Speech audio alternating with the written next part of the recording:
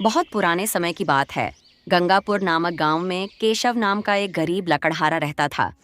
उसके पास अपनी टूटी फूटी कुल्हाड़ी के अलावा कुछ खास नहीं था।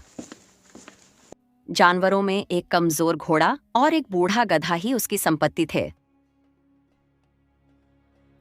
अपनी समझदार बेटी के साथ वह जैसे तैसे अपना जीवन गुजार रहा था।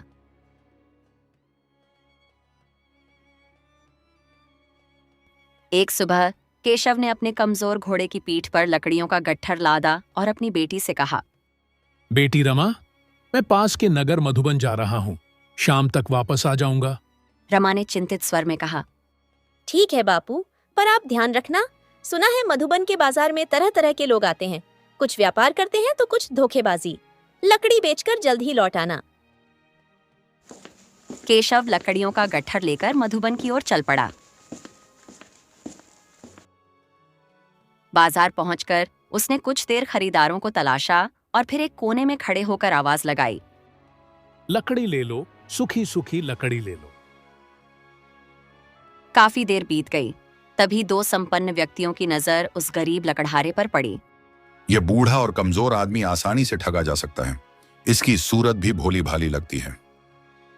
यह सोचकर वह आदमी केशव के पास आया और बोला, अरे ओ लकड़हारे, क्या सारी लकड़ियां बेचनी हैं? जी हाँ हुजूर, आप ही बताइए क्या कीमत देंगे। तुम ही बताओ, तुम क्या लोगे? हुजूर 3 चांदी के सिक्के दे देना। मैं 2 चांदी के सिक्के दे दूंगा, सौदा मंजूर। खैर, लकड़ियां जिस हालात में हैं, उसी हालत में बेचोगे? केशव ने तुरंत हामी भरी। मुझे कोई आपत्ति नहीं हुजूर, अगर आपको पसंद है तो मैं इसी हालत में बेच दूंगा। बहुत अच्छे, ये लो 2 चांदी के सिक्के। और अब अपने इस कमजोर घोड़े को लेकर मेरे पीछे आओ। जैसी आपकी आज्ञा। और सिक्कों को अपनी धोती में बांधकर घोड़े के पीछे पीछे चलने लगा। मन ही मन खुश होता हुआ केशव उस आदमी के पीछे जा रहा था। कुछ देर बाद वे एक बड़े से घर पहुंचे। केशव ने जैसे ही घोड़े से लकड़ियां उतारने की कोशिश की, तभी धनी व्यक्ति चिल्लाया, रुको लकड़हारे, ये तुम क्या कर रहे हो? केशव ने डरते हुए कहा, हुजूर, मैं तो लकड़ियां उतार रहा था ताकि घोड़ा ले जा सकूं। धूर्त कहीं का, क्या तुम्हें सौदे की शर्त याद नहीं? जब तुम लकड़ियां बेच रहे थे तो तुमने मुझसे क्या वादा किया था? केशव घबरा गया। कैसी शर्त हुजूर? मुझे कुछ याद नहीं आ रहा। मैंने तो हुजूर आपको 2 चांदी के सिक्के के बदले सूखी लकड़ी बेची थी। चुप रहो, अब यहां से भाग जाओ। खजूर, ऐसा मत करिए, मैं बहुत गरीब आदमी हूं, मेरी एक बेटी भी है। केशव गिड़गिड़ाने लगा, अपनी गरीबी का वास्ता दिया, लेकिन उन धनी लोगों पर कोई असर नहीं हुआ। उन्होंने आसपास के लोगों को इकट्ठा कर लिया और केशव को झूठा और धोखेबाज बताने लगे। देखो देखो, गांव वालों, इस लकड़हारे की चालाकी पहले सौदा किया, अब मुकर रहा है क्या? ये रहम करने के लायक है? बिल्कुल नहीं।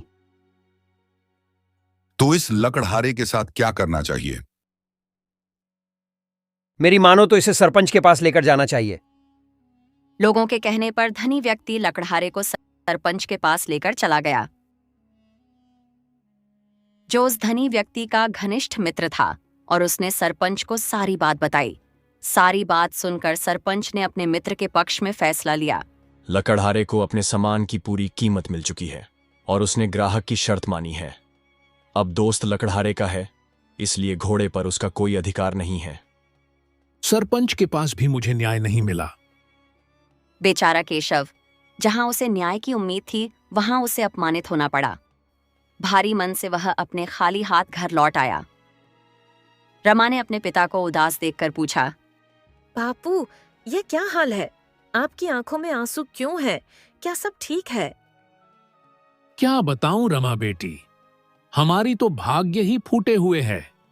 वैसे ही हमारे पास धन के रूप में कुछ भी नहीं था। आज हमारा घोड़ा भी हमारे हाथ से निकल गया।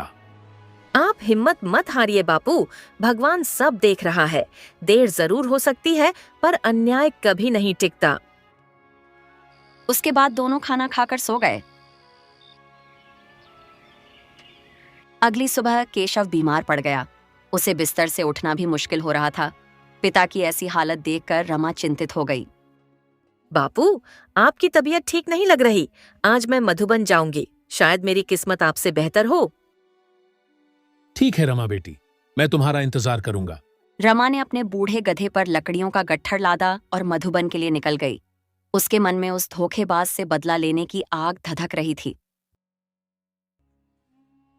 बाजार पहुंचकर रमा ने आवाज लगाई, लकड़ियां ले लो, ताजी और सूखी लकड़ियां। वहां उसे वही धनी आदमी दिखाई दिया जो किसी और को ठगने की फिराक में खड़ा था। वाह भगवान, आज आपने फिर से एक और शिकार भेज दिया। कल मुझे घोड़ा मिला था और आज मुझे लकड़ियों के साथ गधा ही मिल रहा है। इतना सोचकर वह धनी व्यक्ति रमा के पास पहुंचा और उससे बोला, ऐ लड़की, उन लाखाड़ियों की क्या कीमत दे रही है? रमा ने चतुराई से जवाब दिया, हुजूर, इन लकड़ियों की कीमत सिर्फ 4 चांदी के सिक्के हैं। ये बिल्कुल भी ज्यादा नहीं है। लकड़ियां एकदम सूखी हैं। आप चाहें तो देख सकते हैं। धनी आदमी मन में बोला, ये लड़की तो बड़ी समझदार लगती है। कोई बात नहीं, इसकी समझदारी अभी ठिकाने लगाता हूँ। रमा ने कहा, क्या सोच रहे हैं हुजूर? जल्दी बताइए, वरना मेरे पास और भी ग्राहक हैं। धनी व्यक्ति ने कहा, ठीक है, मैं 3 सिक्कों में खरीदने को तैयार हूँ, लेकिन तुम्हें यह लकड़ियां इसी हालत में बेचनी होंगी। रमा तुरंत पहचान गई कि यह वही धोखेबाज है जिसने उसके पिता को ठगा था। उसने मन में सोचा, आज इसे सबक सिखाए बिना नहीं जाऊंगी। ठीक है हुजूर, मुझे मंजूर है, लेकिन मेरी भी एक शर्त है। आप मुझे पैसे उसी तरह देंगे जैसे यह लकड़ियां हैं। धनी आदमी रमा की बात सुनकर हैरान हुआ, लेकिन फिर मुस्कुराकर बोला, छोटी बच्ची होकर बड़ी शर्तें लगाती हो। खैर, मंजूर है। देर ना कर अपने गधे को मेरे पीछे पीछे लेकर चलो। रमा भी अपने गधे को लेकर धनी व्यक्ति के पीछे पीछे चलने लगी। मूर्ख कहीं का बड़ा होशियार समझ रहा है। जब सच्चाई सामने आएगी ना, खून के आंसू रोएगा। रमा सोचते सोचते उस धनी व्यक्ति के घर जाती है। हुजूर, अब लकड़ियां कहाँ रखनी है? अरे ओ मूर्ख लड़की, तूने क्या सौदा किया था? भूल गई क्या? अभी याद दिलाऊं। अरे हुजूर, मैं बिल्कुल भूल गई थी। अभी मैं गधा बंधे देती हूँ। और रमा ने चुपचाप गधे को खंबे से बांध दिया। हुजूर, मैंने गधे को खंबे से बंध दिया। अब लाइए, मेरी कीमत दीजिए। हाँ हाँ, लो, संभालो अपने सौदे के 3 सिक्के। धनी आदमी ने 3 चांदी के सिक्के रमा को दिए। रमा ने सिक्के लेते हुए कहा, हुजूर, हमारी शर्त याद है? आपने कहा था कि पैसे उसी हालत में देंगे जिस हालत में लकड़ियां हैं। तो ये लकड़ियां तो गट्ठर में बंधी हैं। आपके सिक्के खुले क्यों हैं? धनी आदमी हंसा, ये तो बस कहने की बात थी बच्ची, अब जाओ यहाँ से। रमा ने अपनी आवाज ऊंची की, नहीं हुजूर, आपने वादा किया था और आपको अपना वादा निभाना होगा। इन सिक्कों को भी गट्ठर में बांध कर दीजिए। आसपास के लोग जमा हो गए और रमा ने उन्हें सारी बात बताई। धनी आदमी अब बुरी तरह फंस गया था। लोगों का दबाव देखकर वह बोला, ठीक है लड़की, मैं तुम्हें 3 और सिक्के देता हूँ। बस अब ये बात खत्म करो और जाओ। लेकिन रमा टस से मस नहीं हुई। नहीं हुजूर, मुझे मेरे 3 सिक्के उसी हालत में चाहिए जैसे हमारी शर्त थी, आपके हाथ के साथ। धनी आदमी गुस्से से लाल हो गया। ये तुम क्या बकवास कर रही हो? मैंने ऐसा कब कहा? तभी भीड़ में से एक बूढ़ा आदमी आगे आया और बोला, हमने सब सुना है नौजवान।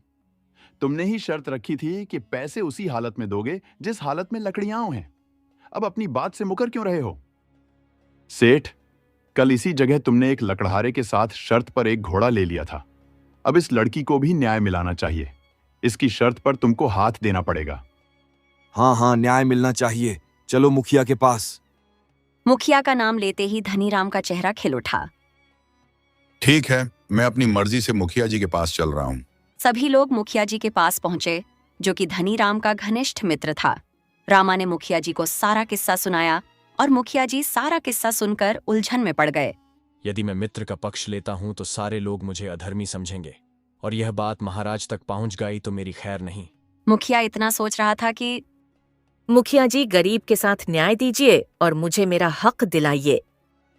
सारी बात सुनकर हम इस पर नजर रखते हैं कि दोषी धनीराम है और तुम्हारी मांग है। लेकिन बेटी, तुम हाथ लेकर क्या करोगे? तुम कुछ और भी धनीराम से मांग सकती हो। मुखिया ने रमा को खूब समझाया। मुखिया जी, अगर आप कहते हैं तो मैं 50 सिक्कों में अपना दावा वापस ले सकती हूँ। नहीं हुजूर, मैं इसकी यह मांग पूरी नहीं करूंगा। यह मांग बहुत ज्यादा है। मुखिया जी, अगर यह मांग ज्यादा है तो मुझे इसका एक हाथ दिलावे और जल्दी करें, क्योंकि मेरे बाबूजी मेरा इंतजार कर रहे हैं। मुखिया अपने दोस्त की कोई मदद नहीं कर पाया। मुखिया को मजबूरन धनीराम को कहना पड़ा। सेठ, कसूर तुम्हारा है। या तो रमा को हाथ काट दो, नहीं तो 50 सोने के सिक्के। मुखिया जी का फैसला मना ही पड़ा। मर्दा क्या नहीं करता, 50 सोने के सिक्के रमा को देने ही पड़े। लोगों के गुस्से को देखकर धनी आदमी और भी डर गया। उसे अब अपनी गलती का एहसास हो रहा था। पंचायत ने फैसला सुनाया कि धनी आदमी को न केवल केशव का घोड़ा वापस करना होगा, बल्कि उसे जुर्माने के तौर पर 50 सोने के सिक्के भी देने होंगे।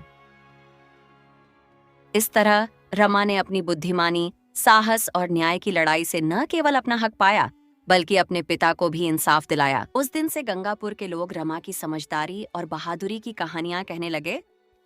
तो दोस्तों, कैसी लगी आपको ये कहानी? कमेंट बॉक्स में जरूर बताना और लाइक और सब्सक्राइब भी कर दिया करो। इसका आपको भी पैसे नहीं लगते।